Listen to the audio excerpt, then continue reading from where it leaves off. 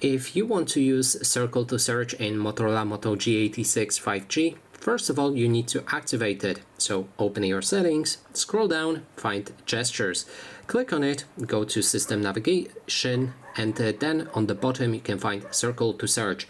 Make sure that this option is active. Now when we have it active, click and hold your Circle home button, and then your Google Circle to Search will be active. And what you can do here is instantly you can click on the Google right there to type in and search for anything using Google service. You can click on the microphone to speak, and then it will change it to the text and use it for search. You can identify let's do it again.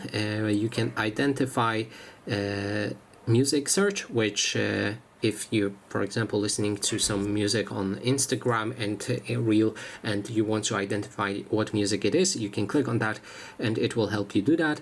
You can also use translation to translate anything in from one language to another. And next thing that you can do here is tap anywhere on the screen. So for example, we can click on this, which will use a Google image search to help us find and identify what we see on our screen. You can also click anywhere on the text. To see that text, then you can select it and copy it or translate it as well. So that is basically everything that you need to know about Circle to Search. Thanks so much for watching.